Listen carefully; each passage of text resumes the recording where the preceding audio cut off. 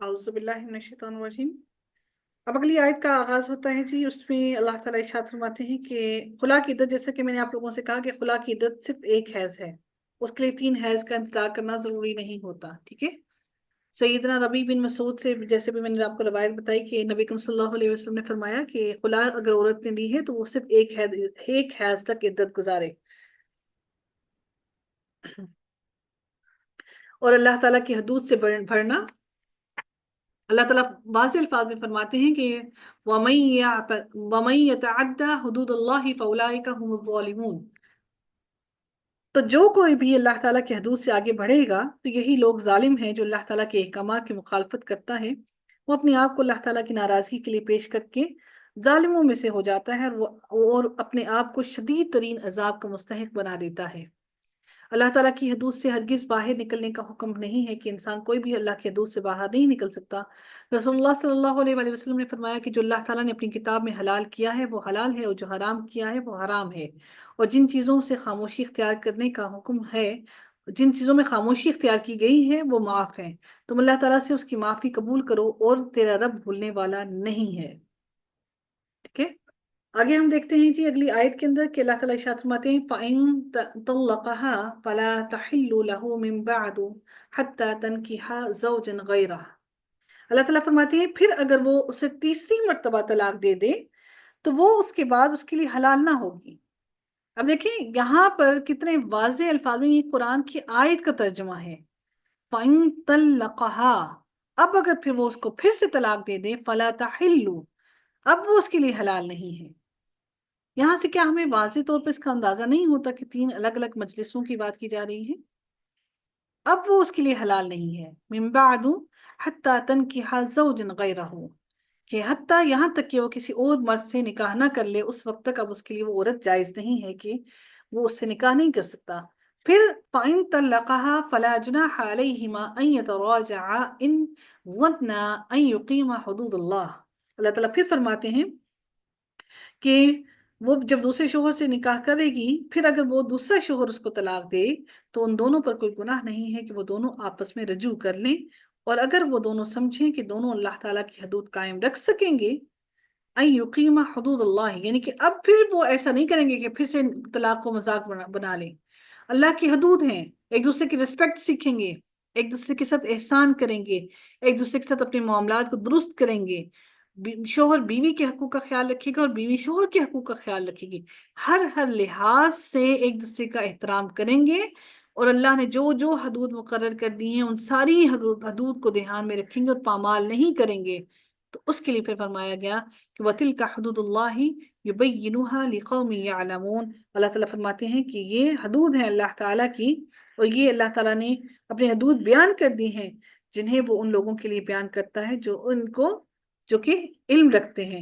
इल्म कौन रखता है? जो सीखना चाहता है। जो सीखना नहीं चाहता उसको उसका इल्म भी नहीं दिया जाता। सईदना आयशा रज़ियल्लाहु ताला अन्हा ने बयान किया कि एक शख्स ने अपनी बीवी को 3 तलाक दे दी थी। उनकी बीवी ने दूसरी शादी कर ली, फिर दूसरे शोहर ने भी जमात से पहले उन्हें तलाक दे दी। रसूलुल्लाह सल्लल्लाहु अलैहि वसल्लम से सवाल किया गया, क्या पहला शोहर अब उनके लिए हलाल है कि उनसे दोबारा शादी कर लें? नबी करीम सल्लल्लाहु अलैहि वसल्लम ने फरमाया नहीं, यहाँ तक कि वो यानी शोहर सानी, जो उसका दूसरा शोहर है, उसका मजा चखे जैसा कि पहले मैंने चखा था, जैसा कि पहले सॉरी जैसा कि पहले ने चखा था। समझ आई आपको?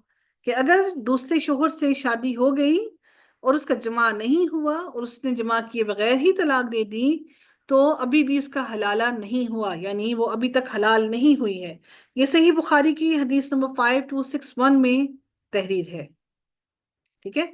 सईदना आयशा ने बयान किया कि रफ़ा कर्जी ने अपनी बीवी को तलाक दे दी, और तलाक रजई नहीं दी। इसके बाद उनसे अब्दुर्रहमान बिन जुबैर ने निकाह कर लिया, लेकिन वो नबी करीम सल्लल्लाहु अलैहि वसल्लम की खिदमत में हाजिर हुई और अर्ज किया, या रसूलल्लाह, मैं रफ़ा के निकाह में थी लेकिन उन्होंने मुझे 3 तलाक़ें दे दी।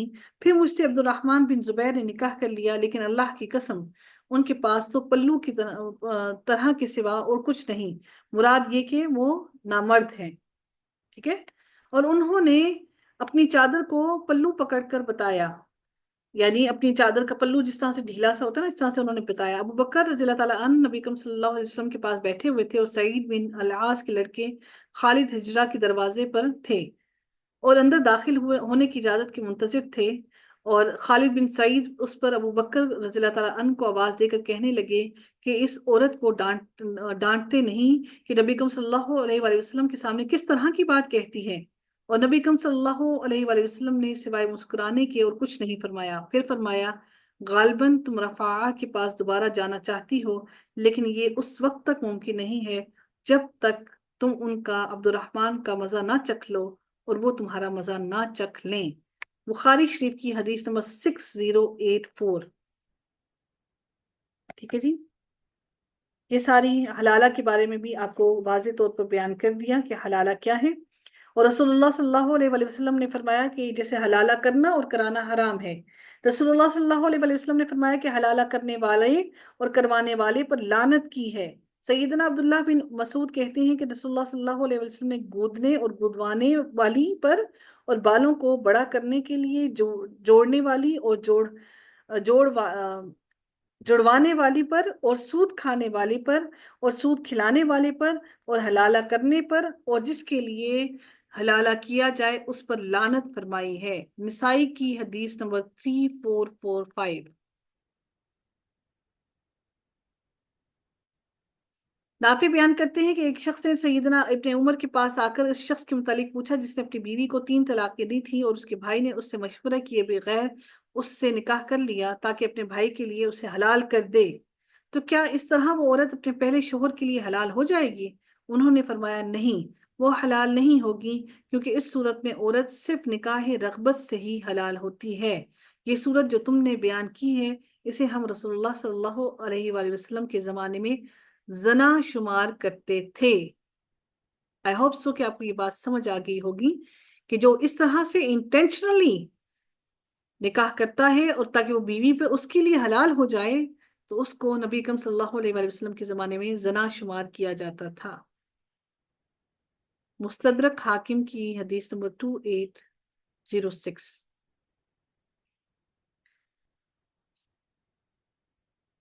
اگلی آیت کو دیکھتے ہیں، وَإِذَا طَلَّقْتُمُ النِّسَاءَ فَبَلَغْنَ أَجَلَهُنَّ فَأَمْسِكُوهُنَّ بِمَعْرُوفٍ أَوْ سَرِّحُوهُنَّ بِمَعْرُوفٍ۔ اور جب تم اپنی عورتوں کو طلاق دو پس وہ اپنی عدت کو پہنچ جائیں تو اچھے طریقے سے انہیں روک لو یا اچھے طریقے سے انہیں چھوڑ دو۔ وَلَا تُمْسِكُوهُنَّ ضِرَارًا لِتَعْتَدُوا، اور انہیں تکلیف دینے کے لیے نہ روکے رکھو، اس لیے نہیں کہ تم ان کو تکلیف دو گے اور پھر تم ان کو اس لیے روکے رکھو کہ تم ان کے ساتھ کوئی زبردستی کرو گے اور ان سے سارے بدلے لو گے۔ اللہ تعالیٰ نے واضح طور پر فرمایا کہ ان کو اس نیت سے ہرگز نہ روکنا اپنے پاس۔ اگر تم ان کے ساتھ نہیں چل سکتے تو ان کو معروف طریقے سے الگ کر دو۔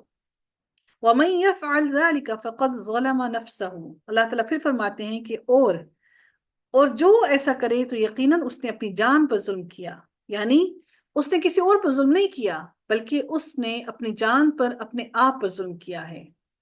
وَمَن يَفْعَلْ ذَلِكَ فَقَدْ ظَلَمَ نَفْسَهُ، اس نے اپنی جان پر اپنے آپ پر ظلم کیا ہے۔ جو ایسا کرے گا وہ اپنی بیوی کو جو نقصان پہنچائے گا یا اسے حق نہ دے گا تو نقصان اس کی طرف لوٹے گا جس نے اس کو نقصان پہنچانے کا ارادہ کیا ہے۔ اللہ تعالیٰ پھر فرماتے ہیں اسی انسان کے لیے، وَلَا تَتَّخِذُوا آیَاتِ اللَّهِ هُزُوًا، اور اللہ تعالیٰ کی آیات کا مذاق نہ بناؤ۔ یہ اللہ تعالیٰ نے اپنی کتاب، اپنی آیتیں اپنے قرآن کے اندر واضح طور پر کھول کھول کر بیان کی ہیں۔ اللہ تعالیٰ نے کتنے اوپنلی طلاق کے مسائل کو بیان کیا۔ اللہ تعالیٰ فرماتے ہیں اب میری آیتوں کا مذاق نہ اڑاؤ، یعنی میرے حکم کی نافرمانی نہ کرو، اور جو میں نے حکم دیا ہے اگر بیوی کو واپس لوٹانا چاہتے ہو تو اس کو ستانے کے لیے، اس کو نقصان پہنچانے کے لیے واپس نہ لوٹاؤ۔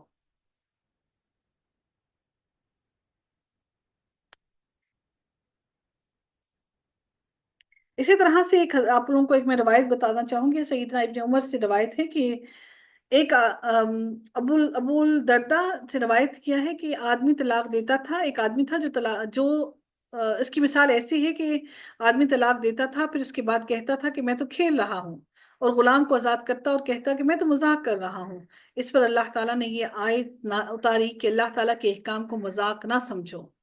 بہت سے ایسے آج کل بھی موجود ہیں ایسے مرد حضرات جو بیوی کو طلاق دیتے ہیں اور کہتے ہیں وہ تو میں ایسے مذاق کر رہا تھا۔ یہ بھی ایسے بھی کیسز باتیں آئی ہیں کہ شوہر کہتا ہے میں تو مذاق کر رہا تھا، میں تو صرف تمہیں ڈرانے کے لیے ایسا کہہ رہا تھا، میرا مطلب تمہیں طلاق دینا نہیں تھا۔